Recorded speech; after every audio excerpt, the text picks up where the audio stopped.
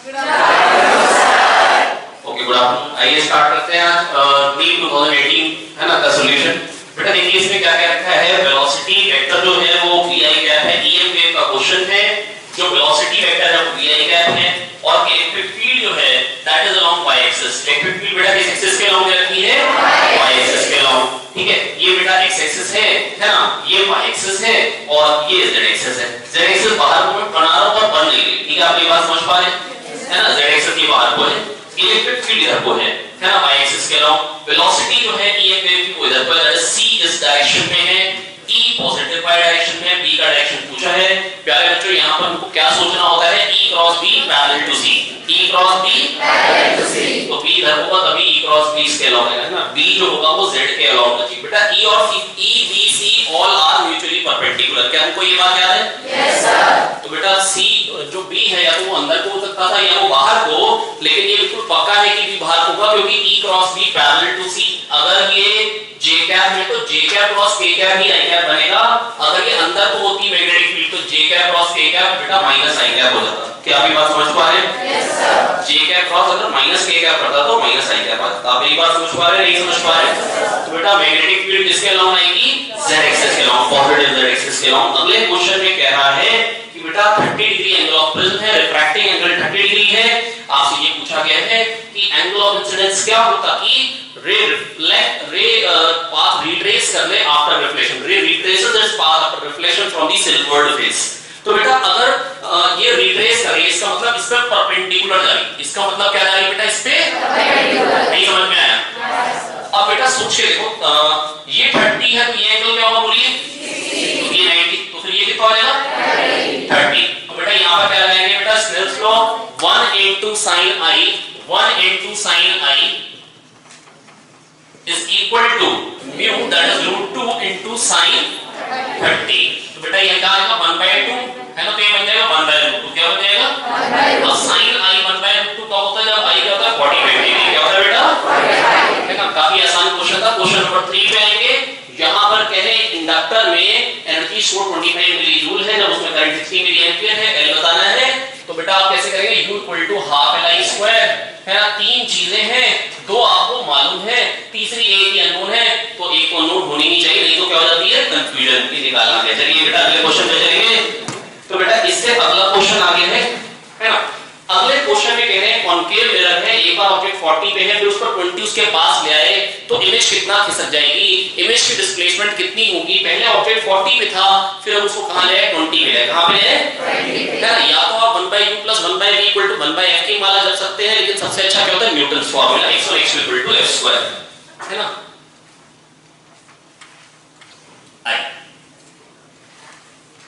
तो दशाई आइए बेटा बात सुनिए ध्यान से। तो ये आपके सामने कॉन्केव मिरर है जिसकी फोकल लेंथ 15 है। ये रहा फोकस। पहले ऑब्जेक्ट जो था बेटा 40 पे था, अगर ऑब्जेक्ट 40 पे था तो फोकस से डिस्टेंस कितना होगा? दैट इज x1 की वैल्यू कितनी होगी प्यारे बच्चों बताएंगे? 25। कितनी होगी बेटा? 25 है ना। तो x2 जो होगा वो कितना आएगा? x1 x2 f² मालूम है? Yes sir. है ना। ऑब्जेक्ट और इमेज दोनों का डिस्टेंस क्या लेते हैं बेटा? फोकस से लेते हैं। Object and image are always on the same side of focus. Object and image are always on the same side of focus. कोई साइन कन्वेंशन की जरूरत नहीं है। तो बेटा ये आ जाएगा 25 x2 = f² दैट इज 225 और ये क्या है 25 * 9 है ना। तो x2 बेटा क्या निकल के आ गया? 9। x2 क्या निकल के आ गया? 9। पर जब आपने ऑब्जेक्ट को ले आए 20 इधर, तो x1 क्या हो जाएगा? सेकंड केस के लिए x1 क्या हो जाएगा? सेकंड केस के लिए x1 हो जाएगा 5। कितना हो जाएगा? 5 * x2 = f² 15² 25 from here I will get x2 = 40। ये तो कर सकते हो यार? Yes sir. 5 को तो 5 आएगा। ठीक है। तो बेटा 45 पे ऑब्जेक्ट 45 पे चली गई 9 से, तो बेटा डिस्प्लेसमेंट कितनी? 45 - 9। आप बड़े आराम से 45 लाइनें खींचेंगे, 9 काट देंगे तो मिल जाएगी कितनी बची हुई? 36। आया समझ में? नहीं है? इसके बाद मैं आ गया ये क्वेश्चन पे। इसमें बूलियन एक्सप्रेशन पूछा है y का। तो बेटा y का एक्सप्रेशन क्या निकल के आएगा प्यारे बच्चों? बेटा देखो ये a है, यहाँ पे b है, तो बेटा यहाँ क्या पहुंचेगा? b बार। क्या पहुंचेगा? b बार। और यहाँ क्या है बेटा? a। और बेटा ये एंड गेट क्या आएगा? ab बार। क्या आएगा बेटा? ab बार। है ना। और यहाँ पे बेटा क्या है? a बार बन गया। क्या बन गया? a bar. a बार। और यहाँ क्या है बेटा? b। क्या है बेटा? b।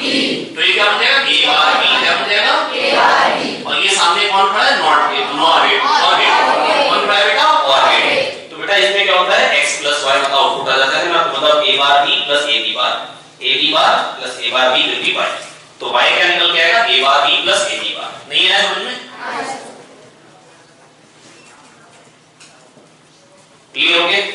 इसके बाद बेटा हम आ गए क्वेश्चन नंबर 6 पे। क्वेश्चन नंबर 6 में से आप ट्रांजिस्टर का क्वेश्चन समझ के तुरंत छोड़ सकते थे कि इनको अच्छा ज्यादा नहीं है ना? वैसे ये ट्रांजिस्टर का क्वेश्चन ही नहीं था, ये तो क्वेश्चन सिंपल करंट इलेक्ट्रिसिटी का था।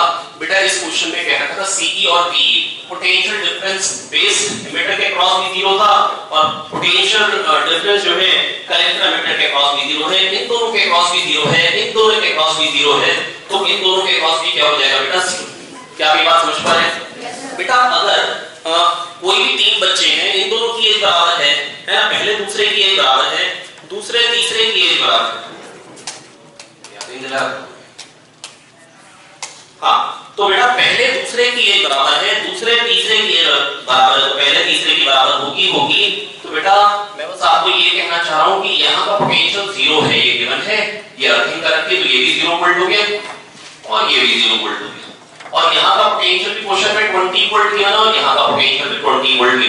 तो इसमें करंट क्या आ जाएगा बेटा? बड़े आराम से 20/R। यहाँ पे करंट कितना आएगा? 20/R। और IC/IB को हम क्या बोलते हैं बेटा? बीटा। तो बड़े आराम से आप बीटा निकालेंगे IC/IB, है ना?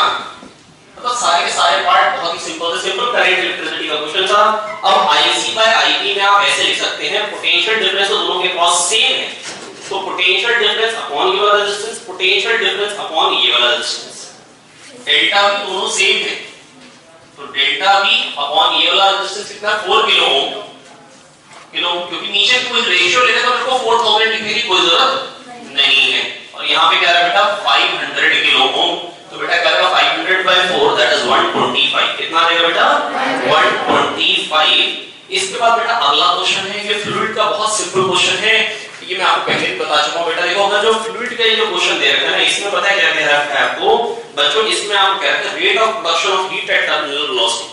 बेटा देखो जब तक ना बॉडी टर्मिनल वेलोसिटी अटेन नहीं करती है तब तक जो ग्रेविटी वर्क करती है पर सेकंड mgv, कितना वर्क होगा?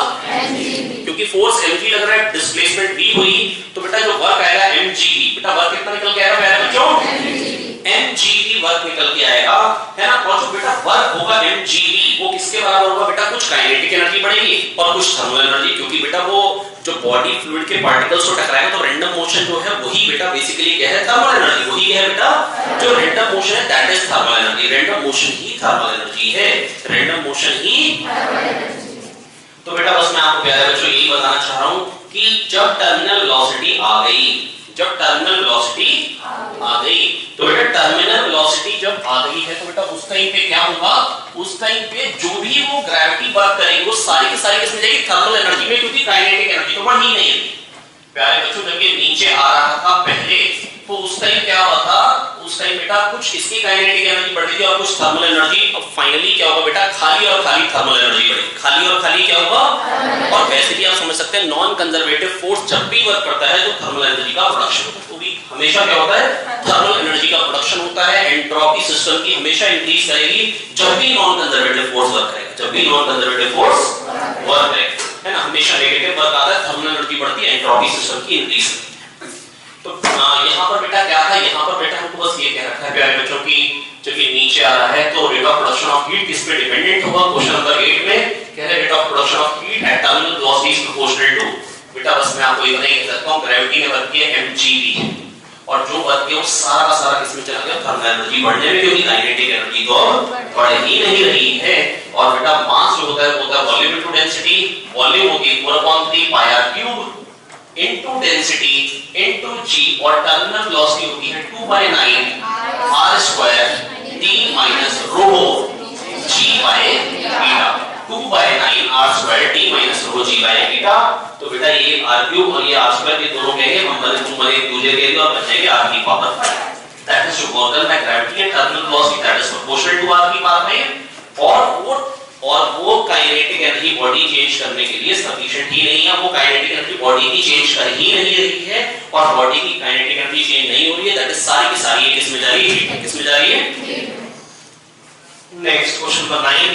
क्वेश्चन नंबर 9 के थर्मो का क्वेश्चन है 0.1 ग्राम वाटर है बेटा, 0.1 ग्राम वाटर लिक्विड है, ये 0.1 ग्राम स्टीम में कन्वर्ट हो रहा है बच्चों। बेटा 0.1 ग्राम वाटर है और वो कन्वर्ट हो रहा है 0.1 ग्राम स्टीम में। बेटा वाटर की जो डेंसिटी होती है दैट इज 1 ग्राम पर centimetre cube, that is 0.1 centimetre cube से फाइनल वॉल्यूम मेरे को स्टीम की रहती है 167.1। क्या रहती है बेटा? बहुत ही कॉमन कन्वेंशनल सा क्वेश्चन है ये। हाँ तो बेटा ये जो क्वेश्चन है इसमें बेटा आपको बस ये कहा गया है बताइए change in internally phase change में चेंज इन इंटरनली कई बार पूछी जाती है, कभी बर्फ पिघल रही थी तब पूछ लेते हैं और कभी वाटर से स्टीम बन रही होती है उस कंडीशन में पूछ लेते हैं बच्चों। तो मैं आपको बस बेटा ये बताना चाह रहा हूं कि इस केस में आपको कांसेप्ट क्या सोचना होता है, Q equal to delta U plus W है ना। तो बेटा जो हीट सप्लाई है वो क्वेश्चन में गिवन है 54 कैलोरीज। बेटा 54 कैलोरीज को जूल्स में कन्वर्ट करेंगे तो बेटा मैं आपको बस ये कहना चाह रहा हूं 54 into 4.2 अप्रॉक्सीमेटली ये 200 की लाइन में आएगा। 4 4 का 16 होता है दैट इज 216 से बड़ा होगा। ये तो है Q की वैल्यू, ये मेरे को गिवन नहीं है। और वर्क डन बेटा क्या होगा, आइसोबारिक प्रोसेस एक्सपैंड हो रहा है, सिस्टम को वर्क करना पड़ रहा है एक्सपेंशन में PA डेल्टा V। तो बेटा ये जो वर्क डन आएगा work done will be P delta V, pressure atmospheric pressure 1.013 into 10 की पावर 5 है। प्रेशर बेटा वर्क डन जो है वो क्या है बेटा 1.01 into 10 की पावर 5 और डेल्टा V क्या है 0.1 सेंटीमीटर क्यूब से 167.1 सेंटीमीटर क्यूब। तो इंक्रीज इन वॉल्यूम 167 into 10 की पावर -6 देना पड़ेगा क्योंकि सेंटीमीटर क्यूब को मीटर क्यूब करूंगा तो 10 की पावर -2 का क्यूब आएगा। ठीक है बन जाएगा बेटा 1.01 को मैं तो 1 ही ले लेता हूं है ना। और ये 1 क्या जाएगा बेटा यहां से क्या बन रहा है 16.7। तो बेटा जब इसमें से अगर आप ये 200 समथिंग है और 216 से बड़ा है उसमें से 16 हटा भी दोगे तो भी 200 की लाइन में रहेगा, तो भी 200 की लाइन में आंसर आएगा। और ऐसा ऑप्शन ए ही था। ऑप्शन इसमें ऐसे थे 42 84 108 और 200 समथिंग। तो बेटा इतने दूर दूर के ऑप्शन थे कि आप बड़े आराम से जज कर सकते थे। ठीक है इसके बाद बेटा आ रहा है ये क्वेश्चन नंबर 9 था, यहाँ है ओ सॉरी क्वेश्चन नंबर 7 हमारा शूट किया था वो इस तरफ था। आइए देख लेते हैं, बिल्कुल बकवास क्वेश्चन है। कह रहे हैं पीएन जंक्शन डायोड है change in temperature due to heating. बेटा चेंज इन टेंपरेचर से क्या रेजिस्टेंस डिक्रीज होता है? सेमीकंडक्टर से बेटा चेंज इन टेंपरेचर से जो नंबर होता है चार्ज कैरियर का दैट इंक्रीजेस क्योंकि बॉन्ड्स ब्रेक हो जाते हैं, क्योंकि बॉन्ड्स ब्रेक हो जाते हैं। फॉरवर्ड और रिवर्स दोनों के दोनों टेंपरेचर दोनों के दोनों रेजिस्टेंस पे चेंज आएगा क्योंकि नंबर ऑफ चार्ज कैरियर्स में चेंज आ चुका है। तो बेटा कह रहे हैं effects only forward resistance, no दोनों इफेक्ट होते हैं। For effects only reverse resistance और एक में क्या रखा है does not affect resistance of PN junction, गलत बात है ये। और बेटा यहाँ पर क्या है affects overall VI characteristics of PN junction, ये तीन गलत है जो पक्का सही हो गया। और वैसे भी सोचो VI कैरेक्टरिस्टिक्स जो हैं जैसे जो हम कहते हैं जब फॉरवर्ड बायस में नी वोल्टेज आती है जिसके बाद फाइनली वो क्या करता है कि कंडक्टिंग स्टार्ट होता है, कंडक्शन उसमें स्टार्ट होता है। तो बेटा ये जो डिप्लीशन लेयर होती है बनने का रीजन क्या था है ना, इसका रीजन था डिफ्यूजन हो जाता है बेटा मेजॉरिटी चार्ज कैरियर्स का। सपोज तो इधर P है और इधर N है और बेटा ये N टाइप सेमीकंडक्टर में से कुछ इलेक्ट्रॉन्स इधर जाके उसको न्यूट्रलाइज करते हैं, इधर कुछ नेगेटिव बन जाता है और इधर पॉजिटिव। और आने वाले इलेक्ट्रॉन्स आना तो अभी भी चाह रहे हैं लेकिन उसको रोक देते हैं, ये उसको। अब सपोज अगर टेंपरेचर ज्यादा है तो खाली फ्री चार्ज कैरियर्स ज्यादा नहीं है, मेजॉरिटी चार्ज जो चार्ज कैरियर्स है खाली वो इंक्रीज नहीं है, उनका रैंडम मोशन भी इंक्रीज, उनकी वेलोसिटी भी इंक्रीज हुई है। उसको रोकने के लिए फील्ड ज्यादा चाहिए होगी, दैट इज अभी नहीं रुक पाएगा। इस केस में डिप्लीशन लेयर थिक तैयार होगी और डिप्लीशन लेयर बड़ी तैयार होगी। और अब जो फॉरवर्ड बायस में जब करंट जो चाहिए होगा तो ज्यादा वोल्टेज है ना। दैट इज जो ओवरऑल कैरेक्टरिस्टिक्स होती है पीएन जंक्शन की, डेफिनेटली वो अफेक्टेड होगी, डेफिनेटली वो अफेक्टेड होगी। ठीक है वैसे भी तीन गलत है, तुम बड़े आराम से चौथा सोच सकते हो। इसके बाद क्वेश्चन नंबर 10। क्वेश्चन नंबर 10 बेटा इसमें कह रखा है एक वायर है जिसकी लेंथ L है, एरिया A। बेटा वायर 1 जो है उसकी लेंथ L है और एरिया जो है बेटा उसका वो A, लेंथ L है एरिया A। और जो इलोंगेशन आ रहा है और बेटा जो इलोंगेशन आ रहा है इसमें वायर 1 में, वायर 2 में बेटा क्या है एरिया 3A है, वॉल्यूम सेम है, दैट इज लेंथ जो हो जाएगी वो इसकी क्या हो जाएगी बेटा L/3, लेंथ क्या हो जाएगी मटेरियल सेम है, that is Young's modulus same है, material same that is Young's modulus is same, Young's modulus is. तो कह रहे हैं बताइए कितने फोर्स से सेम इलोंगेशन आएगा, इसमें जो F फोर्स से इलोंगेशन आ रहा है कह रहे हैं फोर्स अप्लाइड इसमें F है, how much force is needed to stretch second wire by same amount, same amount से इसको खींचने के लिए कितना फोर्स चाहिए बच्चों। मैं आपको केवल और केवल यही कह सकता हूं कि इसको खींचने के लिए सेम अमाउंट से जो फोर्स चाहिए, आप सोचिए मैं कह रहा हूं उसकी लेंथ मान लो L होती, कितनी होती, ओनली करने की कोशिश करें, लिख दो ओनली, थोड़ा सा मुश्किल तो पड़ेगा, मैंने आपको पहले बता रखा था लगी सेम क्वेश्चन कभी बेटा। मैं आपको बस ये कह रहा हूं कि अगर मान लो length same that is volume triple, तो अगर इसमें वही स्ट्रेस होगा तभी तो वही स्ट्रेन है, तो फोर्स F है तो इसमें 3F चाहिए, क्या चाहिए होगा 3F, क्यों, क्योंकि F/A stress is proportional to strain, Young's modulus तो दोनों में सेम है, दोनों का मटेरियल सेम, दोनों का मटेरियल बेटा सेम है, इसलिए यंग्स मॉडुलस सेम, इसलिए यंग्स मॉडुलस तो सेम है। मैं बस बेटा आपको ये कह सकता हूं कि इस कंडीशन में अगर मेरे को ये चाहिए दोनों में फाइनली इलोंगेशन सेम, मैं कह रहा हूं मान लो दोनों सेम लेंथ के हैं तो इसके लिए फोर्स 3F चाहिए होता, पर इसकी लेंथ 1/3 है और इलोंगेशन उसके बराबर करना है, दैट इज इसमें मेरे को स्ट्रेस प्रोड्यूस करना है वो 3 टाइम्स का, तभी स्ट्रेन 3 टाइम्स है, तभी वन लेंथ में इलोंगेशन इसके कंपैरिजन में 3 टाइम्स होगा, तो जो इसमें L लेंथ में हो रहा होगा वही इसमें L/3 लेंथ में इलोंगेशन हो रहा होगा, दैट इज इसमें मेरे को जो स्ट्रेस है वो इससे 3 टाइम्स चाहिए, इसमें F/A है तो इसमें 3F/A चाहिए, लेकिन इसका एरिया 3 टाइम्स है इसलिए इसमें फोर्स 9 टाइम्स चाहिए होगा, तभी जो स्ट्रेस आएगा वो 3 टाइम्स। अगर ये समझने में ज्यादा मुश्किल हो रही है तो मेरे पास सिंपल सॉल्यूशन है, वैसे इसको डायरेक्टली मैं करा सकता हूं, आइए देखते हैं कैसे कर सकते हैं।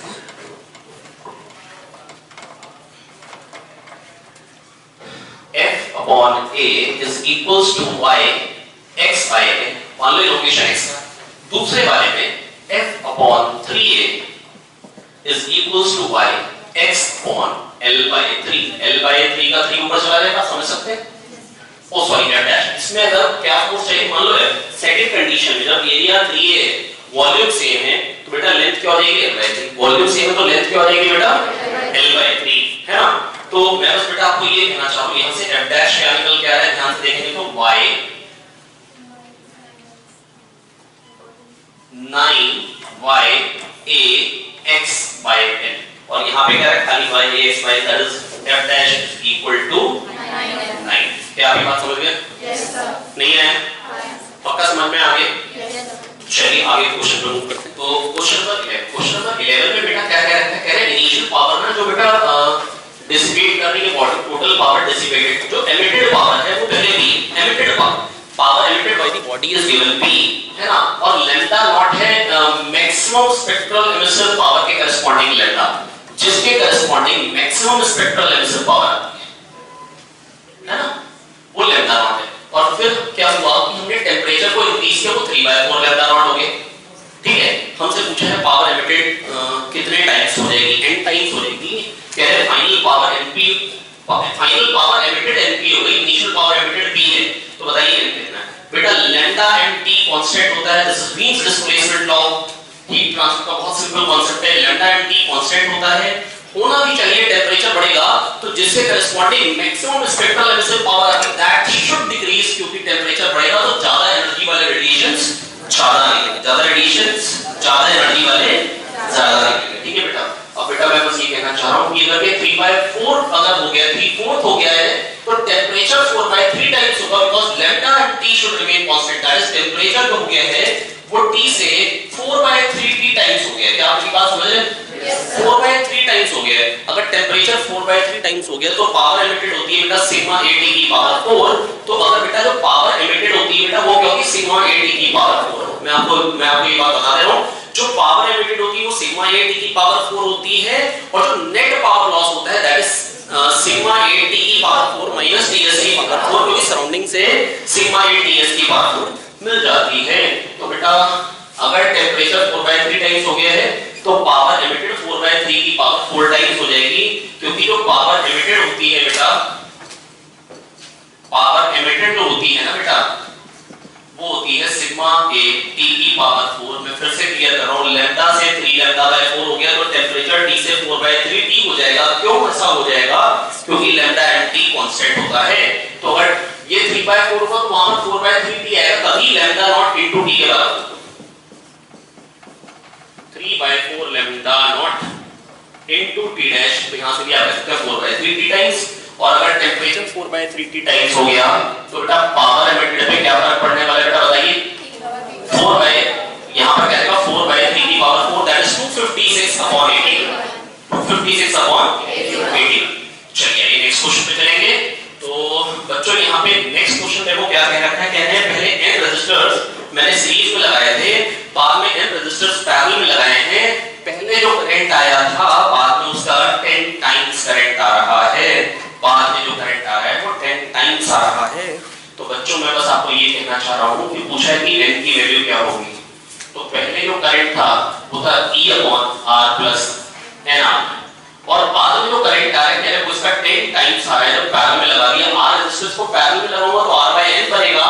बेटा एक्चुअली थे क्या कह रहे हैं, क्वेश्चन में लैंग्वेज दी थी R रेजिस्टर सीरीज में लगाए थे NR, R रेजिस्टर्स पैरेलल में लगाएंगे तो R/N। तो बेटा क्या हो जाएगा E/R प्लस R/N, है ना। ये करंट आया फाइनली। आप अगर एलसीएम पर ये करेंगे तो मिल जाएगा NR प्लस R, यहां पे बन जाएगा N ऊपर चला जाएगा, NR प्लस R कट जाएगा, E कट जाएगा, 10 10 आ जाएगा। बहुत ही भयानक कैलकुलेशन से आप निकालेंगे n इक्वल टू 10। समझ में आ गया? Yes sir. नहीं आया? आया। तो क्वेश्चन नंबर 13 पे मूव करते हैं। यहां पर बेटा कह रहे हैं n के साथ साथ करंट कैसे वेरी करेगा। पहले जैसे मान लो एक सेल को शॉर्ट सर्किट किया तो E/R है, दो सेल है सीरीज में शॉर्ट सर्किट करूंगा तो 2E/2R सेम रहेगा यार, n के साथ वेरी नहीं करेगा। जो करंट का ग्राफ आएगा n के साथ वो कैसा आएगा बेटा? कांस्टेंट ग्राफ रहेगा, that will not change, current वही रहेगा क्योंकि E EMF है, R इंटरनल रेजिस्टेंस है, E/R करंट है। जब दो सेल हो जाएंगे 2E हो जाएगा और 2R, तो भी 2E/2R क्या रहेगा? E/R, 3E/3R फिर से E/R, 4E/4R फिर से E/R। तो बेटा ये चेंज नहीं होगा। ये वाला क्वेश्चन जो है इसमें बेटा मेरे को कह रहा है कलर कोड का सीक्वेंस क्या होगा। कलर कोड का सीक्वेंस पूछा है प्यारे बच्चों। तो बेटा कलर कोड का सीक्वेंस हम कैसे बता सकते हैं? ये 47 प्लस माइनस 4.7, इसको देखते ही दिमाग में क्या आएगा? 47 प्लस माइनस 10%, और इसको देखते ही दिमाग में क्या आएगा? आखिरी तो सिल्वर है, आखिरी तो सिल्वर, जो कि दो ऑप्शंस में था, जो कि अब 4 किसके लिए आता है बेटा? B रॉय, बस ये तक लेना तो मेरे को, क्योंकि 0 1 2 3 4 वो येलो के लिए है। तो पहला येलो आखिरी सिल्वर एक ही ऑप्शन में, बाकी आपका मन हो, अगर आपको लगे नहीं हम तो गुड बॉय हैं तो हम पूरा लेंगे तो लिखो बेटा। फिर अगला क्या है? 7 बेटा कहां पे है? Roy, Great Britain, very violet आ गया, है ना। उसके बाद बेटा को क्या चाहिए? इनटू क्या चाहिए? बोले इनटू 10 की पावर क्या चाहिए? 47 इनटू 10 की पावर क्या चाहिए? किलो। अच्छा किलो, तो 47 इनटू 10 की पावर 3 चाहिए। 3 कहां पे आ रहा है बेटा? लेकिन क्या हमको इस सब की जरूरत है? तो चलिए आगे चलेंगे। Question number 15। क्वेश्चन नंबर 15 क्या कह रहा है बेटा? ये मेरे पास है नहीं, एक बार दिखाएंगे जरा क्वेश्चन नंबर 15। क्वेश्चन नंबर 15 है, एक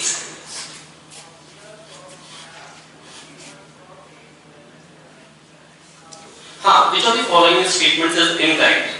बेटा rolling friction is smaller than sliding friction. बिल्कुल बेटा, एक टायर को अगर हम रोल कर देते हैं रुकता तो है रोलिंग फ्रिक्शन के कारण, पर सोचो उसको स्लाइड करें तो बेटा बड़ी जल्दी रुक जाए, दैट इज स्लाइडिंग फ्रिक्शन से पड़ा होगा। बिल्कुल सही बात। रोलिंग फ्रिक्शन जो रोल करते हुए आता है वैसे अपने फोर्स में तो है नहीं, है ना, कुछ डिफॉर्मेशन के कारण नॉर्मल आगे से पास करता है, अपने काम की चीज नहीं है। आप प्रैक्टिकली फील कर लो, घूमती हुई चीज अपने आप रुक रही होगी friction.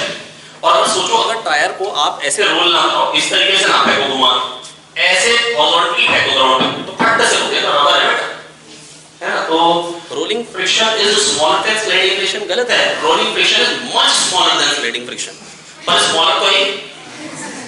Limiting value of static friction is directly proportional to normal rotation. Yes, Fs max is mu s n, है ना। अगर बेटा आप समझ सकते हैं ना, अगर टेबल पे अगर मान लो ये सौम्य जी बैठा पतलू सा, तो टेबल को खींचना बहुत आसान है, पर अगर और बैठा होगा तो टेबल को खींचना नामुमकिन है। Friction force opposes relative motion. Yes, ये तो बिल्कुल हमको मालूम है। Coefficient of slide equation has dimension of length. ये बिल्कुल बकवास बात है, क्योंकि बेटा एफएस मैक्स जो होता है, बेटा एफएस मैक्स जो आता है वो म्यू एस एन आता है, या एफ के जो आता है वो म्यू के एन।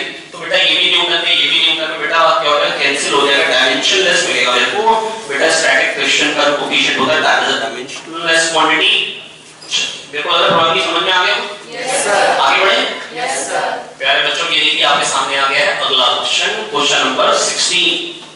क्वेश्चन नंबर 16 बेटा मेरे को क्या कह रहा है, एक m मास की बॉडी है, 4m मास की बॉडी है, m मास की बॉडी टकराने के तुरंत बाद रुक गई, m मास की बॉडी टकराने के तुरंत बाद रुक गई और 4m मास की चलने लगी। कोफिशिएंट ऑफ रेस्टिट्यूशन पूछा है, coefficient of restitution is velocity of separation upon velocity of approach, velocity of separation upon velocity of approach, that is velocity of separation is e times velocity of approach। e मेरे को निकालना था, है ना। अब बेटा कोई भी किसी भी तरीके का कोलिजन हो, किसी भी तरीके का कोलिजन हो, मोमेंटम तो कंजर्व होता है, मोमेंटम तो कंजर्व होता है बेटा, किसी भी तरीके का कोलिजन हो। क्यों? क्योंकि जब a आगे b को टकराएगा, क्योंकि अगर a आगे b को टकराएगा तो बेटा a b पे फोर्स लगाएगा, b a पे लगाएगा, to every reaction there is equal and opposite reaction. ये तो कॉमर्स के बच्चों को भी बात मालूम होती है ना। तो बेटा मैं बस आपको ये कहना चाह रहा हूं कि इक्वल एंड अपोजिट होगा, टोटल फोर्स 0 होगा, इसलिए मोमेंटम कंजर्व होगा।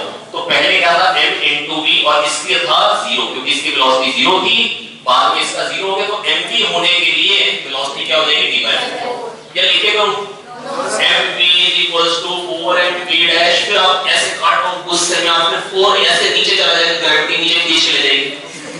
ठीक है, चलिए तो बेटा ये v/4 आ गया, तो वेलोसिटी ऑफ सेपरेशन v/4 है, ये v/4 से दूर जाता है और अप्रोच कर रहा था v से, तो v/4 e कितना आ जाएगा, 1/4 आया। ये हो गया क्वेश्चन नंबर 16। ये 17 है, ये बहुत ही कॉमन क्वेश्चन था। पूछ रहे हैं कितनी हाइट हो ताकि ये कंप्लीट सर्कुलर मोशन कर जाए। ग्रेविटी ने वर्क करना है mgh और उससे क्या मिल जाएगी, काइनेटिक एनर्जी, और काइनेटिक एनर्जी कितनी हो, v कितना होना चाहिए, √5 कितना होना चाहिए,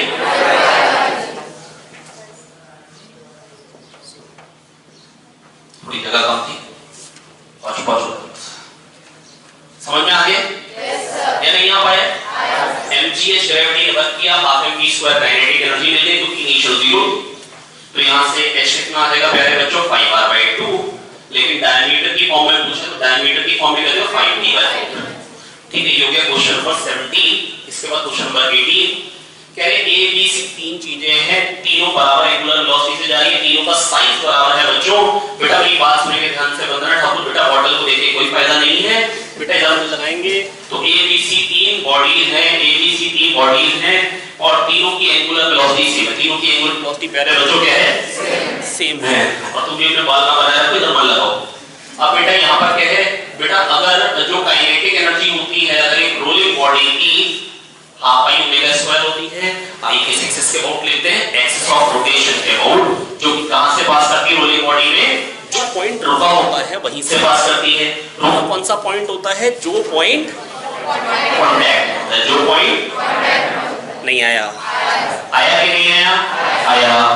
चलिए तो बेटा यहाँ पर half nmr² + mr², half n + 1 mr²⍵², किसने का सर r ओमेगा दोनों का सेम है, क्योंकि r भी सेम ओमेगा भी सेम है, तो बेटा रुकने में उसी को ही उस पे ही ज्यादा करना पड़ता है जिसकी काइनेटिक एनर्जी ज्यादा है, जिसका n ज्यादा है, जिसका n रिंग का सबसे ज्यादा है, जिसका कम है, सॉलिड स्फीयर का सबसे कम। अपने आप ही सीक्वेंस ये 1 होता है, इसका हाफ होता है दैट इज 0.5, सॉलिड स्फीयर का 2/5 होता है दैट इज 0.5 नहीं है। तो बेटा सब WC > WB > WD। ठीक है, ये हो गया 18 क्वेश्चन। 19 रेजोनेंस कॉलम का बहुत ही सिंपल दूसरा क्वेश्चन है, कह रहे हैं दो रेजोनेंस कॉलम जो आ रहे हैं, पहली जो लेंथ थी वो 20 पे रेजोनेंस हो रहा है, दूसरी बार 73 पे हो रहा है, वेलोसिटी ऑफ साउंड वेव निकालने को कही गई है। आइए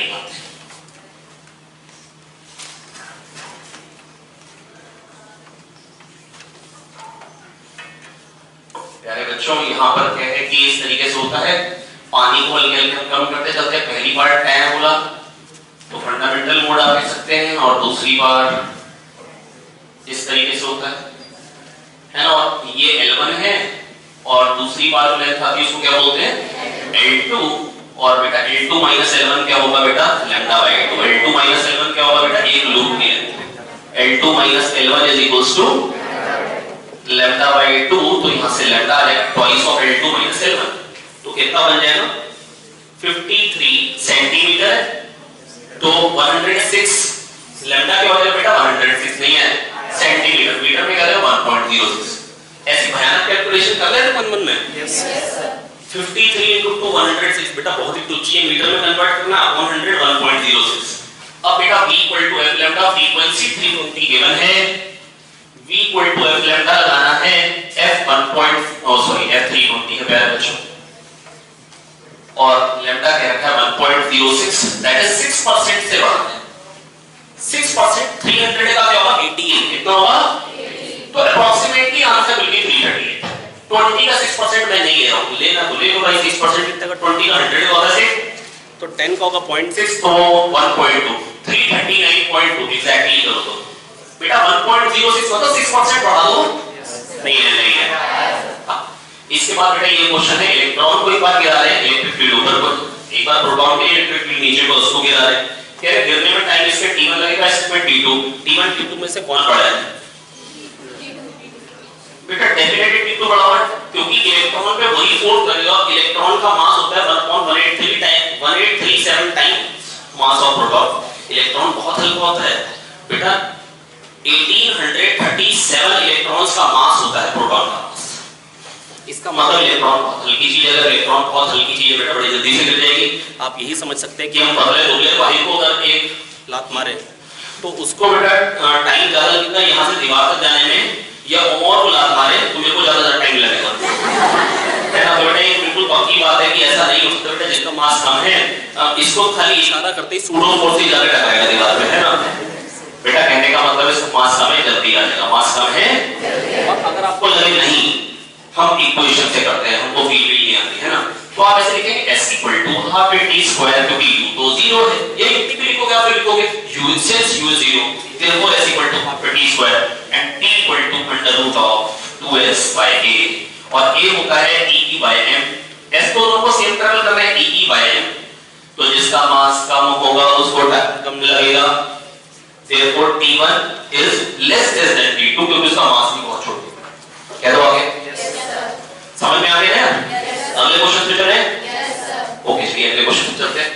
हां क्वेश्चन नंबर 21 में बेटा कह रहा है एक्सेलरेशन 20 है x5 है ना, एक्सेलरेशन 20 है और x5 है तो कह रहे हैं टाइम पीरियड बताओ।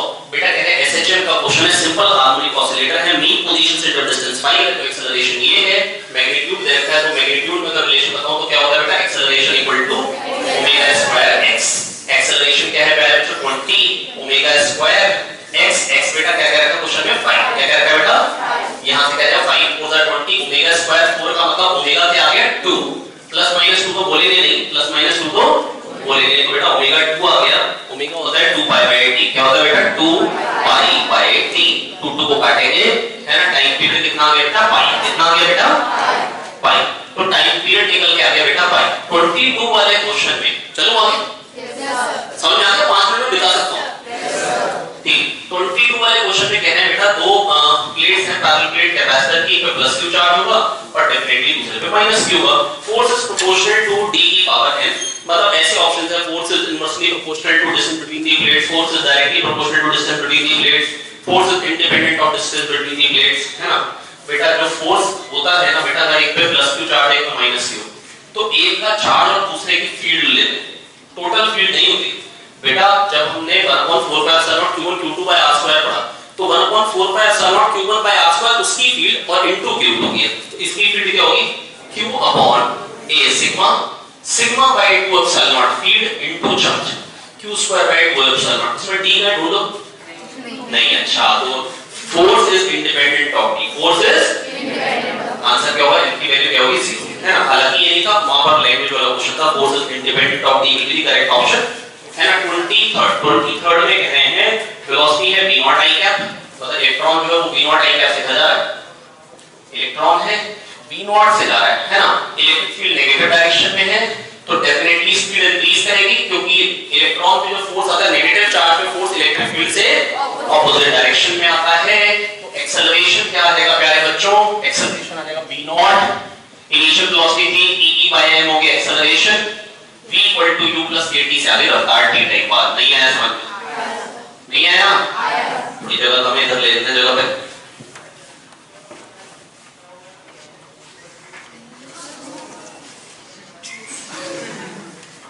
कोई नहीं है?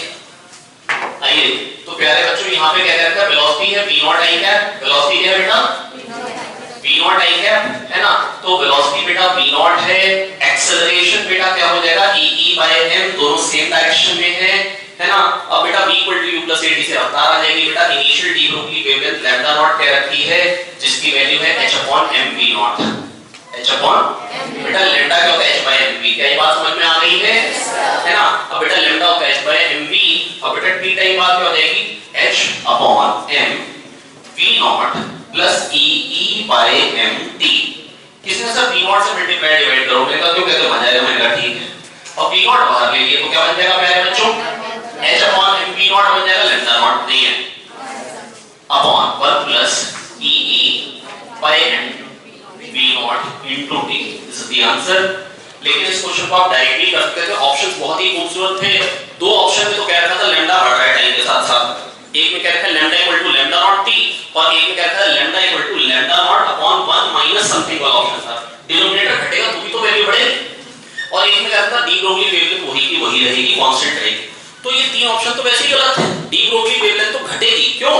क्योंकि स्पीड बढ़ेगी, क्योंकि जो फोर्स आ रहा है इलेक्ट्रॉन जो है बेटा वो इधर को जा रहा है, इलेक्ट्रिक फील्ड इधर को है तो वो खींच रहा है, वेलोसिटी बढ़ेगी, वेलोसिटी बढ़ेगी तो D Broglie wavelength will definitely decrease, तो डिनोमिनेटर ही बढ़ना चाहिए, डिनोमिनेटर ही बढ़ना चाहिए। क्वेश्चन नंबर 24 बेटा कह रहे 600 नंबर ऑफ न्यूक्लियाई थे, 450 डीके होने में क्या टाइम लगेगा, मैं बेटा ये कह सकता हूं 600 से 450 डीके होगा तो 150 होने में क्या टाइम लगेगा, आधे के आधे, आधे के आधे होने में हाफ लाइफ लगेगी, तो आधे के आधे होने में double of half life, that is 20 minutes. क्या आंसर हो जाएगा 20 मिनट्स? नहीं आया समझ?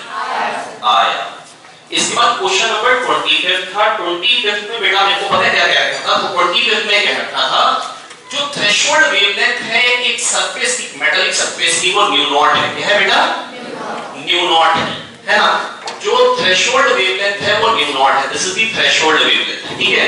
और कह रहे हैं जब मैंने 2 न्यू नॉट में इंसिडेंट किया तो मैक्सिमम काइनेटिक एनर्जी वाले इलेक्ट्रॉन की जो स्पीड थी वो v1 थी, और जब 5 न्यू नॉट जब मैंने किया इंसिडेंट तो मैक्सिमम काइनेटिक एनर्जी वाले इलेक्ट्रॉन की जो स्पीड थी वो v2 थी, v1 बाय v2 बताना है, क्वेश्चन में ये क्वेश्चन था।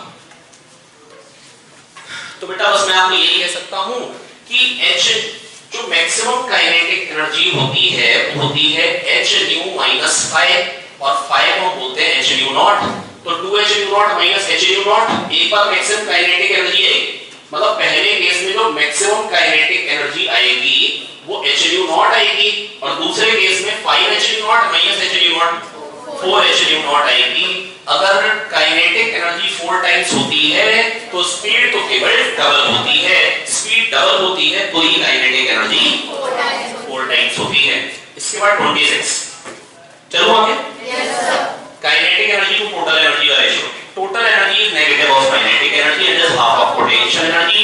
ये बात कहां वैलिड है, ग्रेविटेशन में और बोहर्स क्वांटम में, ग्रेविटेशन में और है ना, तो टोटल एनर्जी इज नेगेटिव, तो आंसर क्या है 1:-1 या -1:1, मैग्नीट्यूड तो same, total energy is negative of kinetic energy and is half of potential.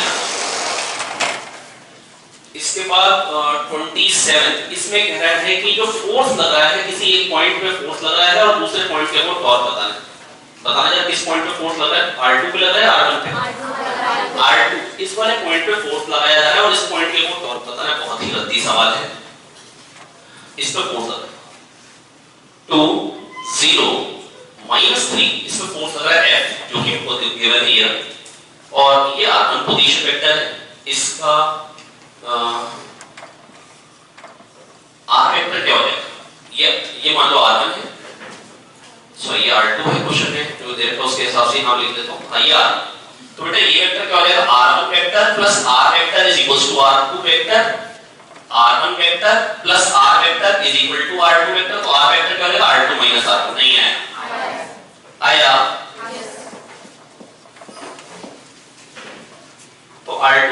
r1 आ जाएगा, जिसकी वैल्यू बेटा क्या आ जाएगी, r2 माइनस r1 क्या हो जाएगा, 2i cap minus 2i cap 0i cap, j cap में क्या आ जाएगा plus 2j cap minus k cap. बहुत ही सिंपल। तो ये r वेक्टर आ गया, आप क्रॉस सेट करना है, क्या करना है, r क्रॉस सेट करो। नो सर, r वेक्टर पता है, f वेक्टर पता है, r क्रॉस सेट कैसे, चलिए ये देखिए।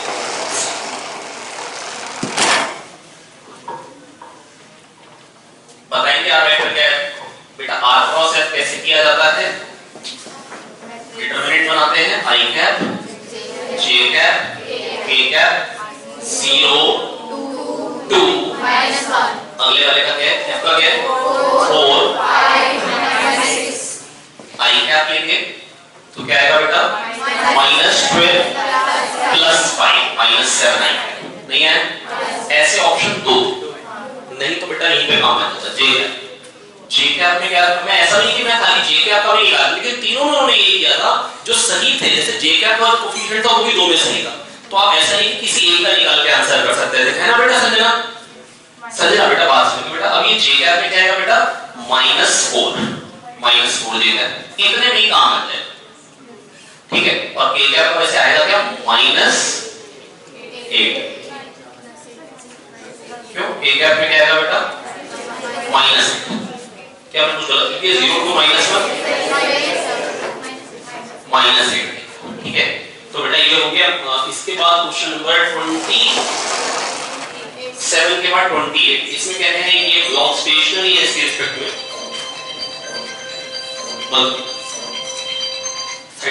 ले जाओ। तो 28 क्वेश्चन बेटा, अरे नहीं अंदर ही लाना। 28 क्वेश्चन बेटा कह रहा है एक्सेलरेशन ए है, block remains stationary with respect to wedge, block remains stationary with respect to veg.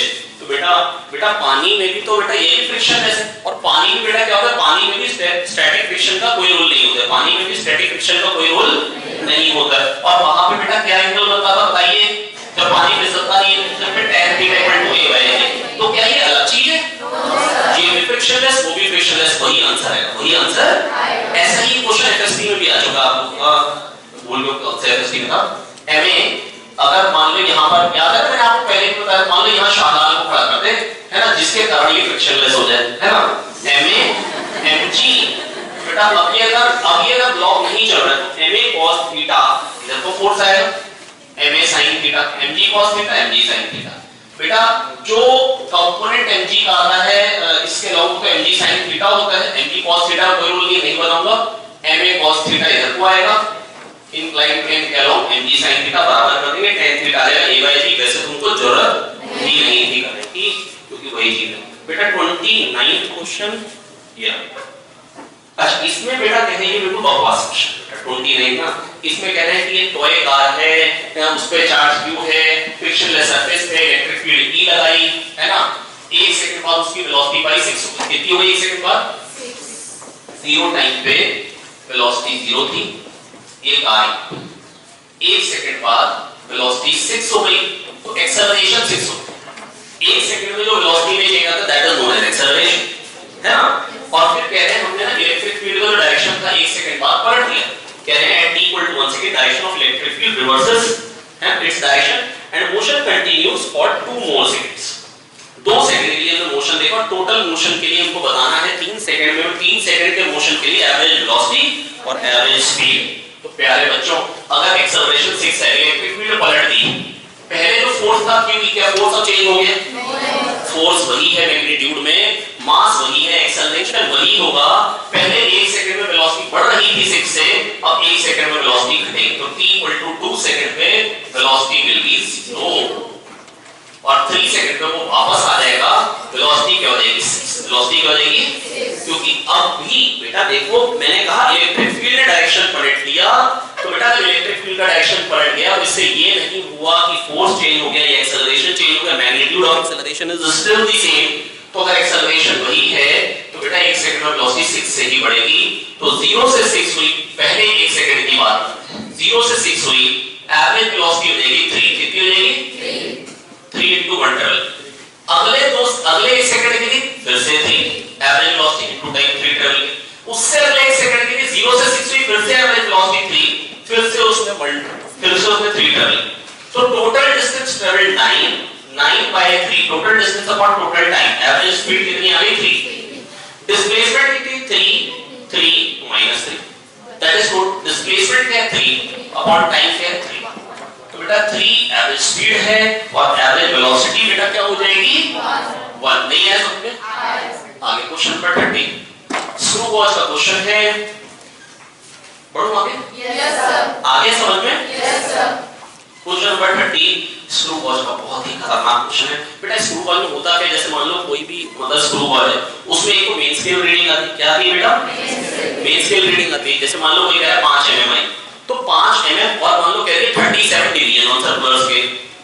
एक डिवीजन में, एक सर्कुलर स्केल डिवीजन में जो मूव करता है उसको बोलते हैं लीस्ट काउंट। क्या बोलते हैं? Least count. तो अगर 37 डिवीजन है मान लो, मैं ये कह रहा हूं ये क्वेश्चन, तो बेटा रीडिंग पता कैसे ली जाती है स्क्रू गॉज की? रीडिंग ऑफ स्क्रू गॉज मतलब जो रीडिंग आती है, जो वो रीड करता है, वो क्या रीड करता है बेटा? Main scale reading plus least count into circular scale reading, नहीं है माइनस 0 एरर, माइनस 0 एरर। क्यों माइनस 0 एरर? क्योंकि बेटा अगर मान लो कि अगर मेरी मशीन पहले से ही 2 kg नाप रही है ना, और कमोर खड़ा हो तो 125 बता रहा है, तो कमोर तो इतना भारी 125 का नहीं, वो केवल 123 kg का, वो केवल तो बेटा मेन स्केल रीडिंग यहां पे क्या बेटा 5 mm, लीस्ट काउंट क्या बेटा 0.001।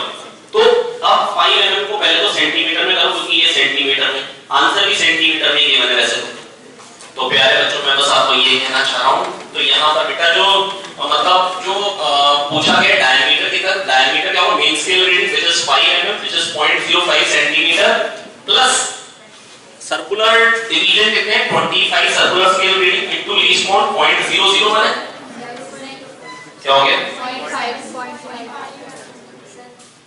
0.5 ओह सॉरी ये 0.5 आएगा, 5 mm तो 0.5 सेंटीमीटर बनेगा। Thank you. तो ये आ गया 25 into least count minus 0 error, तो वो क्या हो जाएगा बेटा प्लस 0.004 क्योंकि वो नेगेटिव है। नेगेटिव में मतलब पहले से ही नेगेटिव है, वो पहले से ही अगर कोई नई मशीन -1 kg बता रही है ना, तो बेटा इसका मतलब क्या हुआ बाहर अगर आप खड़े हो तो क्या बताएंगे 0 क्योंकि ये kg का, क्योंकि ये अरे बेटा समझ में आया नहीं है?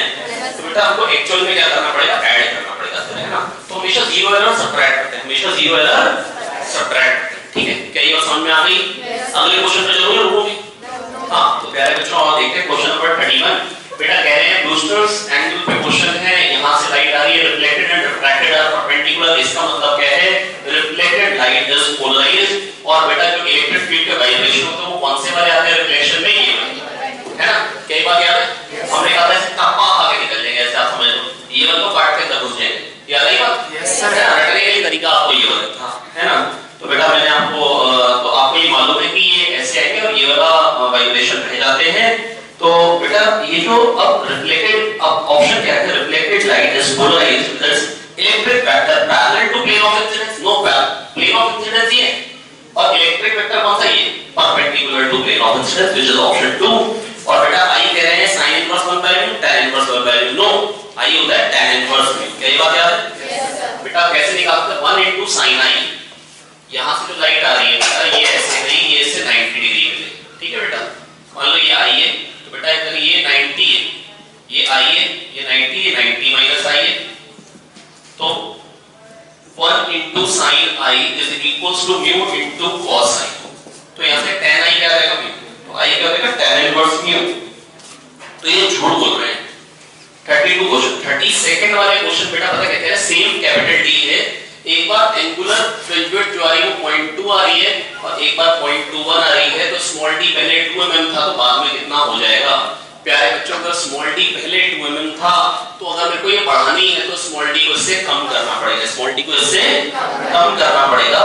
और यहाँ पर बेटा ऑप्शन में 3 ऑप्शन प्रॉपर है, तो मेरे को सॉल्व करना है ना बेटा? Lambda capital D by small d होगी फ्रिंज विड्थ और बीटा बाय कैपिटल D क्या होगी? Angular fringe width. क्या ये बात याद है? Yes sir. ओमेगा होता है lambda by small d, omega होता है लैम्डा बाय स्मॉल d, है ना प्यारे बच्चों? तो बेटा 0.2 डिग्री था पहले, है ना? मैं जानता हूं को रेडियन में कन्वर्ट करना चाहिए पर कोई फर्क नहीं पड़ता क्योंकि दोनों में डिवाइड करना है मेरे को फाइनली। तो लैम्डा दोनों के लिए सेम है, स्मॉल d पहले 2 mm है बाद में 0.21 हो गया और स्मॉल टी बाद में मेरे को निकालना है, एमएम में निकालना। डिवाइड करेंगे तो बेटा क्या आएगा, दिस अपॉन दिस करेंगे तो 0.2 upon 0.21 is equals to d by 2। तो ये क्या रहेगा 0.4 अपॉन 0.21, क्या रहेगा बेटा 0.4 अपॉन 0.21 है ना। तो बेटा क्या हो जाएगा 21 1 सा 19 आया, 190 हो गया, 190 21 9 सा 180 है ना, 1.9 आ जाएगा अप्रोक्सीमेटली। चलेगा ठीक है, आप बोल चल रहे हैं तो मेरे को भी चल रहा है ना। नेक्स्ट इस बार क्वेश्चन नंबर 33 मेरे पास लिखा हुआ है क्वेश्चन, कह रहे हैं एस्ट्रोनॉमिकल टेलीस्कोप में मेरे को मैग्नीफाइंग पावर भी ज्यादा चाहिए और रिजॉल्विंग पावर भी ज्यादा चाहिए। बेटा मैग्नीफाइंग पावर जो होती है वो होती है FO/FP। क्या होती है बेटा? जब भी अगर आपको कंडीशन मेंशन ना हो, नियर पॉइंट एडजस्टमेंट है या नॉर्मल एडजस्टमेंट है, तो कौन सी लेनी होती है प्यारे बच्चों? FO नॉर्मल एडजस्टमेंट लेनी होती है, मैग्नीफाइंग पावर होती है FO/FP। क्या लेनी होती है बेटा? FO/FP। और बेटा जो रिजॉल्विंग पावर होती है, लिमिट ऑफ रेजोल्यूशन क्या होता है, थीटा मिनिमम क्या होता है 1.22 λ/d, 1.22 λ/d। क्या बात याद है? Yes sir. तो बेटा अब तो मैं आपको बस ये कहना चाह रहा हूं कि लिमिट ऑफ रेजोल्यूशन होती है 1.22 λ/d। अच्छा, लिमिट ऑफ रेजोल्यूशन माइक्रोस्कोप के लिए क्या होती है, जो कितने लोग बता सकते हैं? हां करेक्ट बताओ। 1.22 lambda upon 1.22 lambda upon 2n sin alpha. और n sin अल्फा को क्या बोलते हैं? और इसका रेसिप्रोकल क्या होता है? Resolving power. तो 1.22 lambda upon 2n sin alpha, तो 2n sin alpha upon 1.22 lambda. क्या बात क्लियर? Yes sir. अब बेटा वैसे मेरे को वापस से मैं टेलीस्कोप पे वापस आता हूं। टेलीस्कोप पे क्वेश्चन है मैग्नीफाइंग पावर ज्यादा कब होगी, जब ऑब्जेक्टिव लेंस की फोकल लेंथ ज्यादा होगी। और बेटा रिजॉल्विंग पावर ज्यादा कब होगी? रिजॉल्विंग पावर बेटा क्या होती है? रिजॉल्विंग पावर होती है थीटा मिनिमम जो होता है बेटा वो होता है 1.22 λ/d, 1.22 λ/d। तो रिजॉल्विंग पावर क्या हो जाएगी 1/थीटा मिनिमम, तो d अपॉन 1.22 लैम्डा। तो डायमीटर भी ज्यादा चाहिए होगा रिजॉल्विंग पावर ज्यादा के लिए, और मैग्नीफाइंग पावर ज्यादा के लिए क्या चाहिए होगा बेटा? फोकल लेंथ भी ज्यादा चाहिए, फोकल लेंथ भी ज्यादा चाहिए। तो जो मेरे को क्वेश्चन था, कौन सा क्वेश्चन था? 33। इसमें क्या रखना है कि small focal length large diameter. तो बेटा अगर मेरे को अगर एंगुलर मैग्निफिकेशन भी ज्यादा चाहिए, मैग्नीफाइंग पावर भी ज्यादा चाहिए और रिजॉल्विंग पावर भी ज्यादा चाहिए, तो large focal length large diameter. Question number 44 में मेरे को v directly proportional to t का ग्राफ दे रखा है। ऐसा ग्राफ किसके लिए होता है? v = nRT/p। जब प्रेशर कांस्टेंट हो v = nRT/p, अगर v directly proportional to t आ रहा है इसका मतलब p इज कांस्टेंट और प्रेशर कांस्टेंट है। तो बेटा work done upon heat supplied का ग्राफ ओ वैल्यू पूछिए, work done upon heat supplied की 35 क्वेश्चन सही है। तो बेटा work done upon heat supplied, work done बेटा क्या होता है? आइसोबारिक प्रोसेस में दो होते हैं रिलेशन, एक होता है p डेल्टा v और एक होता है nr डेल्टा t। क्या होता है बेटा? nr delta t। नहीं आ रहा है? आया। और हीट सप्लाइड क्या होती है बेटा? आइसोबारिक में ncp डेल्टा t है, ncp डेल्टा t है ना। तो बेटा यहां क्या होगा, ऐसे काटते हो जाएंगे तो r/cp बचाओ, cp की वैल्यू क्या होगी? f + 2/2r, f + 2/2। Monotonically f कितना होता है? 3, तो 5r/2 क्या रहेगा बेटा? 5r/2। यहां से आप गुस्से में काट देंगे 2/5 आंसर निकाल लेंगे। नहीं आया? आया। इसके बाद क्वेश्चन नंबर 35 में आपको क्या रखा है, जो फंडामेंटल फ्रीक्वेंसी है ओपन पाइप में वो थर्ड हार्मोनिक है क्लोज पाइप का। बेटा ओपन पाइप का क्या होता है बेटा? Fundamental frequency v/12। Close pipe की फंडामेंटल फ्रीक्वेंसी क्या होती है? v/4l। याद रखने का तरीका c से चौका, c से v/4l। और ओपन में v/12। ओपन कितने एंड ओपन है? 2, तो v/12 ही है। 2 तो आएगा, ये कांसेप्ट क्लियर होना चाहिए भाई, ठीक है? रटने के तरीके v/12 कह रहे हैं इसकी फंडामेंटल फ्रीक्वेंसी से थर्ड हार्मोनिक के बराबर है 3v/4lc। अब बेटा क्या होगा? काटेज साउंड की वेलोसिटी तो दोनों पाइप में सेम होगी, है ना बेटा? अब बेटा LO गिवन है, LC गिवन है, LO बताना है। कर पाएंगे? Yes sir. बहुत ही भयानक 40/3 हो जाए 30.3333 आगे। Yes sir. LC गिवन है 20 है, बेटा ये 2 2 जा 4 LO equal to 2LC/3 LO कितना आएगा बेटा 2LC/3 एक बार फिर से बेटा कह रहे हैं fundamental frequency of open pipe fundamental frequency of open pipe is third harmonic of fundamental frequency of closed pipe. Third harmonic of closed pipe fundamental frequency of open pipe V by 2LO और ये करेगा 3V/4LC है ना। यहाँ से बेटा LO क्या आ जाएगा बेटा LO आ जाएगा 2LC/3 नहीं है समझ में। LC की मैंने बेटा 20 तो ये आ जाएगा 40/3 कितना आ जाएगा 40/3 करेगा 13.33333 हो गया समझ में आ गया। 5-10 मिनट और कैलकुलेशन करके दिखाओ आपको पक्के से आगे। तो ठीक है अगले क्वेश्चन पे चलते हैं। क्वेश्चन नंबर 36 बेटा कार्नोट साइकिल कार्नोट इंजन है उसकी एफिशिएंसी बतानी है और वो बॉइलिंग पॉइंट और फ्रीजिंग पॉइंट के बीच में वाटर के वर्क कर रहा है ना। जो टेंपरेचर्स इन्वॉल्वड है वो 0 डिग्री सेंटीग्रेड और 100 डिग्री सेंटीग्रेड है। एक बार इधर मैं आपको जस्ट एक्सप्लेन कर देता हूं बेटा कैसी होती है। बेटा यहाँ पर क्या होता है ज्यादा टेंपरेचर पे हम सोर्स से एनर्जी लेते हैं, T1 टेंपरेचर पे कम टेंपरेचर पे हम रिजेक्ट करते हैं, Q1 एनर्जी आती है Q2 जाती है ना। और यहाँ बेटा वो कुछ वर्क कर देता है। तो बेटा होता क्या है Q1 होता है W plus Q2 Q1 क्या होता है W plus Q2 1 में से कितना वर्क हुआ बात इसकी है कि बेटा Q1 आई उसमें से W वर्क हुआ 1 में से जो वर्क होता है उसको बोलते हैं एफिशिएंसी है ना। Q1 में से W वर्क हो तो 1 में से कितना होगा W/Q1 और Q1 क्या होता है बेटा T1 डेल्टा S और Q2 क्या होता है बेटा T2 डेल्टा S। Q1 क्या होता है T1 डेल्टा S और Q2 क्या होता है बेटा T2 डेल्टा S। तो मैं बेटा बस आपको ये कहना चाहूँ प्यारे बच्चों की जब Q1 एनर्जी दी इसी को यहीं पे कंटिन्यू कर दो। जब Q1 एनर्जी थी तो इंजन ने W वर्क किया कितना वर्क किया W ठीक है। जब Q1 एनर्जी आई तो W वर्क किया बेटा इंजन ने। जब 1 एनर्जी आई तो कितना वर्क हो जाएगा W/Q1 और बेटा W क्या है Q1 - Q2 Q1 - Q2/Q1 1 - Q2/Q1 हो जाएगा यस सर। तो एफिशिएंसी होती है वो होती है ये T2 डेल्टा S ये T1 डेल्टा S कितनी हो जाएगी 1 - T2/T क्या होती है बेटा 1 - T2/T।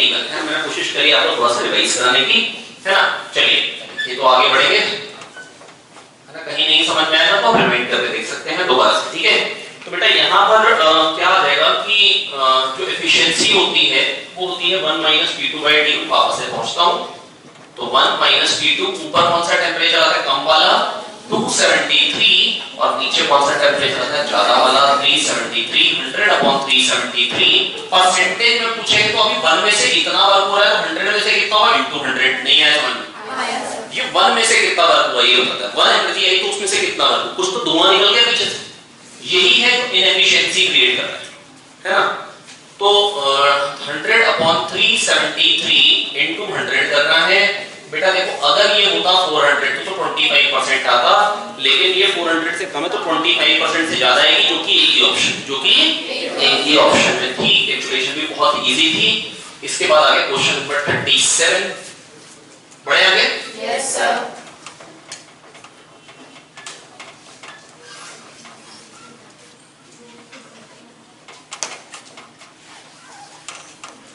37 तो बेटा बिल्कुल बेकार क्वेश्चन है। यहाँ पर आपसे कहा गया है आरएमएस स्पीड ऑक्सीजन की एस्केप वेलोसिटी के बराबर किस टेंपरेचर पे होगी। बोल्ट्जमैन कांस्टेंट और एटम का मतलब ऑक्सीजन मॉलिक्यूल का मास गिवन था और अगर नहीं गिवन होता तो वैसे तो आप यूज करते हैं √3RT/m = एस्केप वेलोसिटी 11.2 km/s। लेकिन इन्होंने यहाँ पर किलोमीटर को मीटर में कन्वर्ट करने के लिए 1000 करेंगे और यहाँ पर क्या करना पड़ेगा √3kT/m कर लेंगे। बोल्ट्जमैन कांस्टेंट 1.38 × 10⁻23 है ना। और एटम का मास क्वेश्चन में दिया है वो आप पुट कर लेंगे बहुत इजीली आप टेंपरेचर निकाल पाएंगे। इसके बाद अगला क्वेश्चन है इसमें जो कह रखा है इस क्वेश्चन में यहाँ पर बेटा एक वायर है मैग्नेटिक फील्ड ऊपर को है ना करंट इधर को है ये 30 डिग्री एंगल है बेटा। ILB फोर्स ऐसे आएगा तो कितना मैग्नेटिक क्या पूछा गया करंट कितना करंट फ्लो कराएं बेटा एक वायर है जिसका मास पर यूनिट लेंथ गिवन है आपको 0.5 kg पर मीटर, मैग्नेटिक फील्ड वर्टिकल लगाई है ताकि ये इक्विलिब्रियम में रहे। कह रहे करंट बताओ कितना है ताकि ये इक्विलिब्रियम में रहे, कितने करंट में ये इक्विलिब्रियम में रहेगी। मैग्नेटिक फील्ड गिवन है, मास पर यूनिट लेंथ गिवन है ना। आपसे पूछ रहे कितना करंट हो ताकि इक्विलिब्रियम में। ILV तो लिखवा है, थोड़ा सा मैं एंगल ज्यादा दिखा दूंगा 30 डिग्री ये है, तो यहाँ पे ILV तो इधर को आ जाएगा और mg बेटा किस तरफ आ जाएगा, नीचे को आ जाएगा। क्लियर? तो अब बेटा ना ये इधर जाए ना ये इधर जाए, ऐसा कब हो पाएगा जब ये वाला कंपोनेंट ILV का ILV cos 30 ILV और इधर को बेटा क्या कंपोनेंट आएगा mg sin 30। बस ये क्या होने चाहिए बेटा बराबर, है ना। नहीं है समझ में? ये बराबर होना चाहिए। तो ILV cos 30 और mg sin 30 आपको बराबर करने हैं तभी ये वाली इक्विलिब्रियम में होगी, है ना। मैंने क्यों mg cos 30 और ILV sin 30 नहीं बनाया, क्योंकि उसकी जरूरत है ही नहीं, उसको नॉर्मल बैलेंस करेगा बेटा। जो इंक्लाइंड प्लेन के अलोंग फोर्सेस है, काम के फोर्सेस बनाए, फालतू का काम ना करे पेपर में।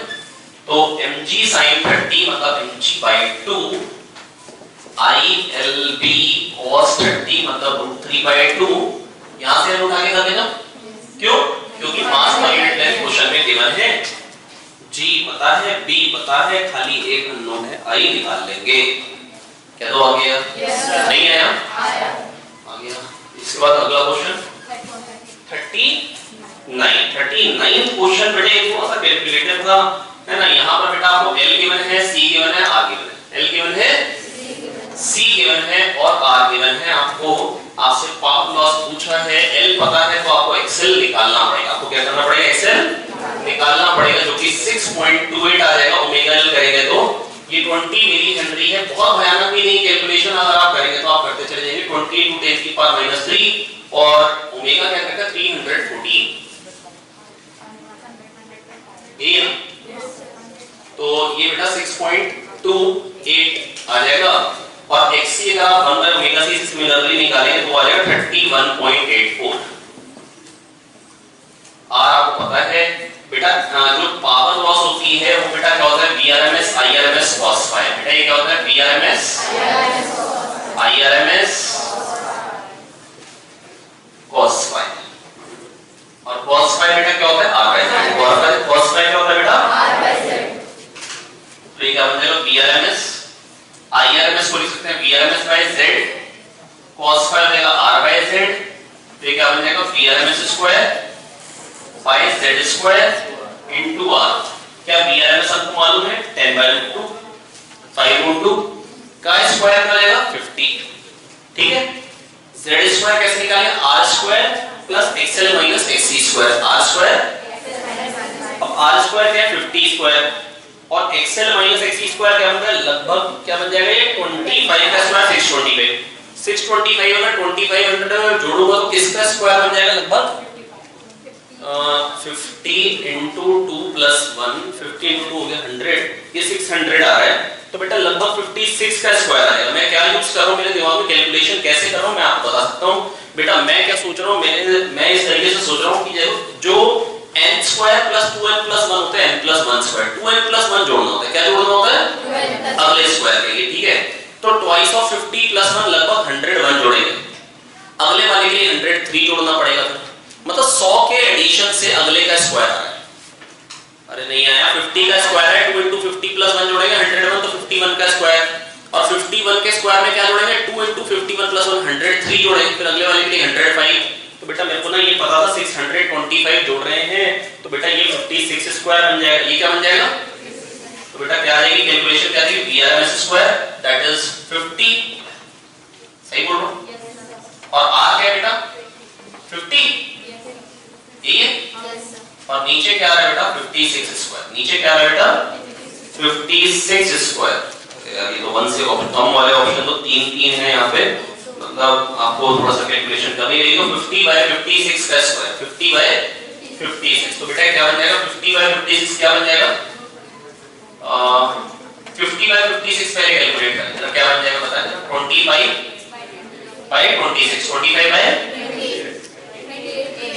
25/20 सॉरी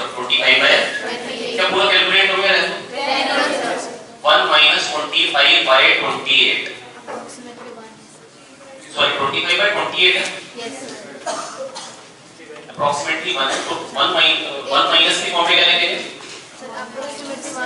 1 माइनस 3/28 कह सकता हूँ 25/28 बिल्कुल कह सकता हूँ तो ये बेटा ये चीज छोटी हुई 1 प्लस x की power n 1 plus n x use कर हो जाएगा तो 1 माइनस 6/28 आ जाएगा 1 माइनस 3/14 हो जाएगा तो ये 0.75 ऐसा कुछ बन जाएगा है ना मतलब उसके पास का ऑप्शन 0.7 है क्या ऑप्शन है मतलब अगर आप कैलकुलेशन करेंगे तो अपने कर लेंगे ठीक है 39 हो गया इसके बाद चलेंगे 40 में मैं फिर से कह रहा हूं बेटा मैंने किस तरीके से सोचता हुआ है यहां पे 50/56 को मैंने लिखा 25/28 का स्क्वायर इधर मैं इसको पूरा सॉल्व कर लेता मैंने लिखा 25/28 को लिखे 1 माइनस 3/28 1 प्लस x की पावर है 1 प्लस n x लिख रहा हूं और आगे बढ़ रहा हूं 6/28 6 4 दा 24 होता 6 5 दा 30 होता तो 4 और 5 के बीच में आ रहा है नीचे 4 होता तो 0.25 आता 5 होता तो 0.2 आता तो ये 0.2 भी नहीं बन रहा है मेरी बात समझेंगे ध्यान से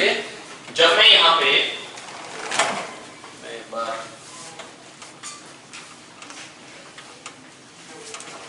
तो 1 माइनस 6/28 बेसिकली बन जा रहा है ये क्या बन जाएगा 2 3 ज़ा 6 और ये 14 आ जाएगा तो 3 4 ज़ा 2 आया 4.6 तो बेटा 1/4 होता 0.25 तो 0.75 बनता होगा लेकिन उससे बड़ा तो 0.75 से बड़ा ऑप्शन आएगा लेकिन 1 से छोटा अब एक ही है आपको डायरेक्ट आंसर मिल जाएगा 39 में ऑप्शन थे 0.75 से बड़ा और 1 से छोटा एक ही था 0.79 ठीक है नेक्स्ट क्वेश्चन नंबर 40 कह रहे थिन डायमैग्नेटिक रॉड बेटा क्वेश्चन का ये क्वेश्चन नंबर 40 में बेटा आप कहते हैं थिन डायमैग्नेटिक रॉड है ना थिन डायमैग्नेटिक रॉड है इलेक्ट्रोमैग्नेटिक के अंदर डाल रहा है तो मतलब अंदर दिए बाहर निकल रही है ऑन करने पे तो बाहर निकल रही है वर्क कौन कर रहा है बेटा magnetic field does not do any work magnetic field कभी भी वर्क नहीं करती है प्यारे बच्चों क्योंकि मैग्नेटिक फोर्स होता है QV क्रॉस B अगर माइक्रोस्कोपिक लेवल पे जाओ तो हमेशा चार्ज पार्टिकल के कारण फोर्स लग रहा है बेटा मैग्नेटिक फोर्स जो है वो हमेशा और हमेशा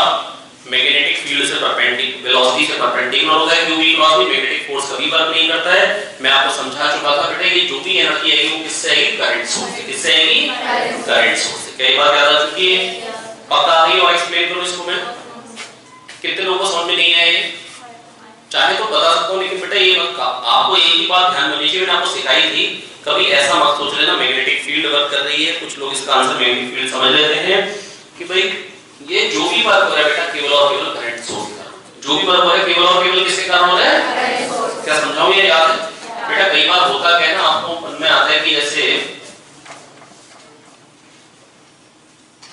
ये वायर है ना इसको हमने यहाँ पे रखा मान लो ये कांस्टेंट करंट दे रहा है कैसा करंट दे रहा है कांस्टेंट करंट आपको लगता है ILV के कारण काइनेटिक एनर्जी आ रही बेटा मैग्नेटिक फोर्स कभी वर्क नहीं करता है असल में होता ये है कि IL क्रॉस B जो आपको लगता है वर्क कर रहा है बेटा ILV सच में वर्क कर रहा है पर IL क्रॉस B आपने मैग्नेटिक फोर्स डिराइव किया था in the condition when wire was at rest आपने पहले एक इलेक्ट्रॉन पे फोर्स निकाला था -EBD क्रॉस B आपने एक इलेक्ट्रॉन पे फोर्स निकाला था -EB क्रॉस B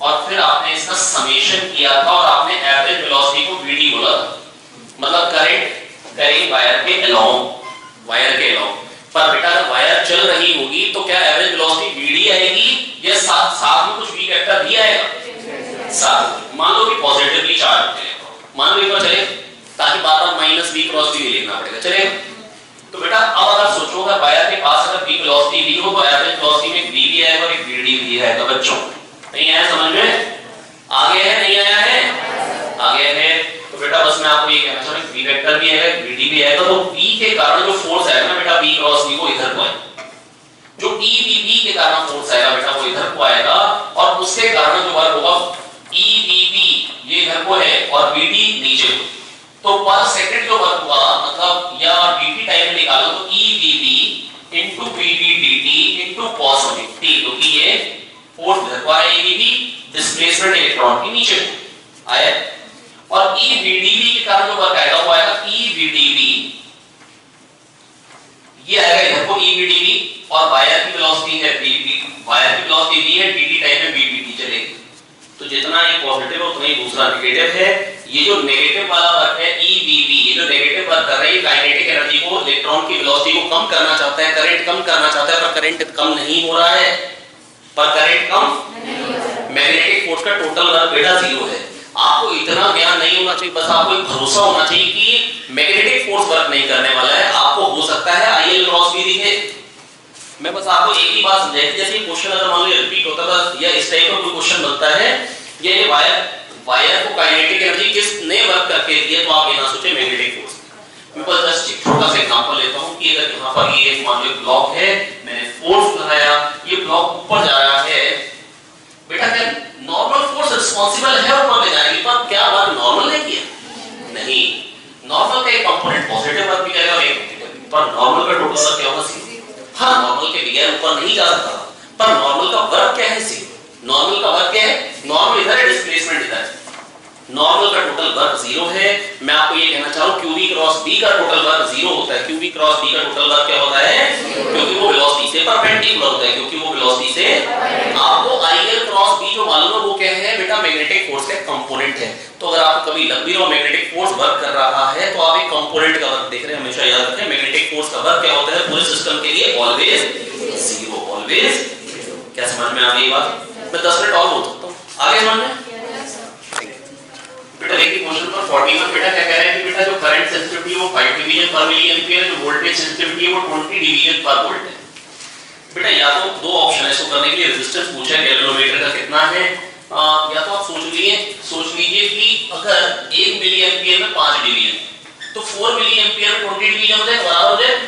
मतलब 1 वोल्ट में करंट क्या होगा? 4 मिली एंपियर नहीं है बेटा, 1 वोल्ट में 20 डिवीजन घूम रहा है और 1 मिली एंपियर में 5 डिवीजन, तो 4 मिली एंपियर में कितना घूमेगा? 20 डिवीजन से। इसका मतलब 1 वोल्ट में जो डिफ्लेक्शन आ रहा है 4 मिली एंपियर में भी वही, मतलब 1 वोल्ट से जो करंट आ रहा है वो 4 मिली एंपियर आ रहा है। नहीं आया? तो V = IR यूज करना है खाली यहां पे बेटा। तो बेटा V = IR में V क्या है प्यारे बच्चों? V है बेटा 1 वोल्ट, I कितना है बेटा? 4 मिली एंपियर, तो 0.004 कर दो चलेगा, इनटू R। तो R क्या हो जाएगा बेटा? 1000/4 दैट इज 250। कितना आ जाएगा बेटा? 250 ओम। कितना आ जाएगा? 250 ओम। नहीं है सर? पक्का आ गया? Yes sir. कोई दिक्कत नहीं है?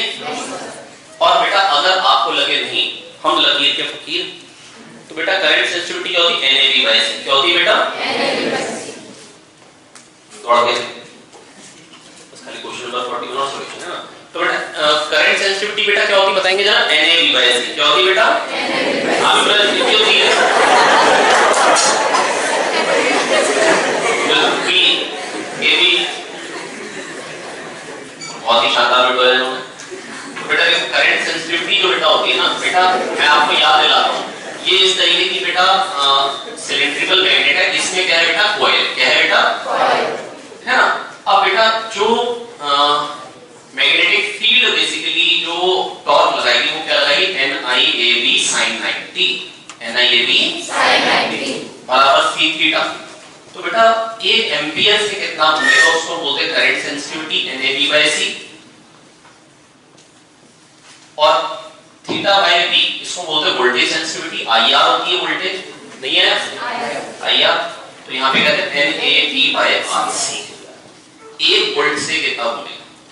तो बेटा NAV/C होती करंट सेंसिटिविटी और वोल्टेज सेंसिटिविटी होती है NAV/RC। जो क्वेश्चन में गिवन थे आप डिवाइड करके भी आंसर निकाल सकते हैं, आप डिवाइड करके भी आंसर निकाल सकते थे। Current sensitivity upon voltage sensitivity करेंगे, पर वो पर मिली एंपियर में गिवन थी तो उसको पर एंपियर में कन्वर्ट करना पड़ेगा, है ना।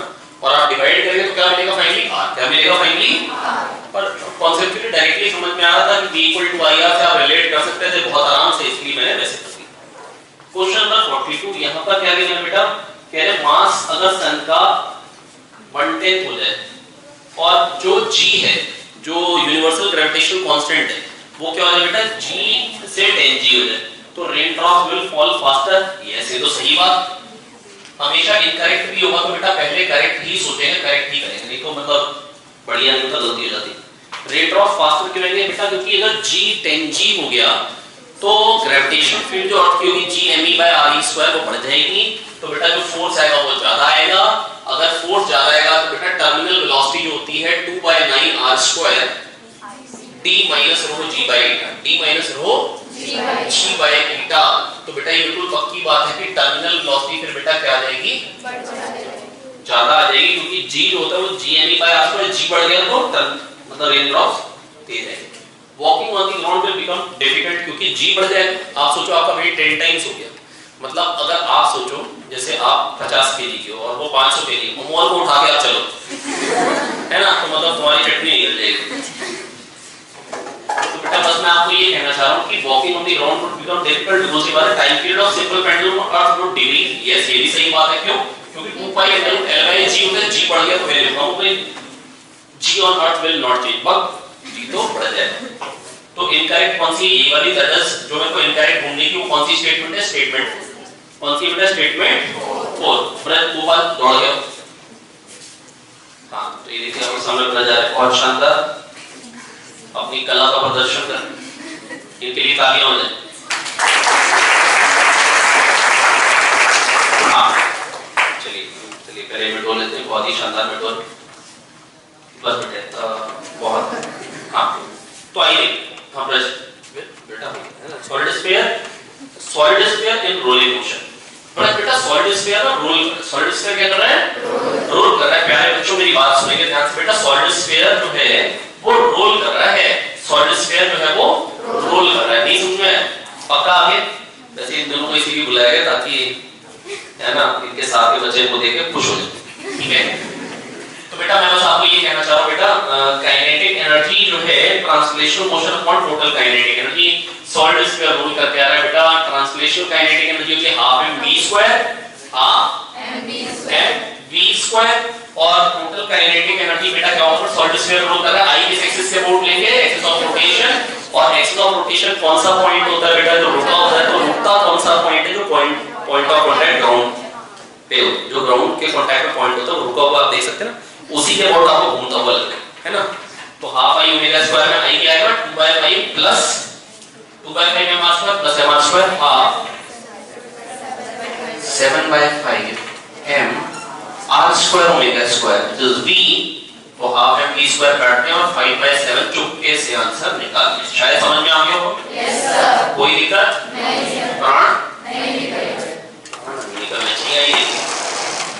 अब बेटा देखो ये शॉर्ट जो पास से पास वाला पोजीशन होता है ना बेटा, वो बिल्कुल ये वाला होता है, ये दूर होता है, ये और दूर होता है। तो ये सबसे पास वाला जो पॉइंट होता है वो ये होता है ना, पहली चीज है ना, और वो अपोजिट।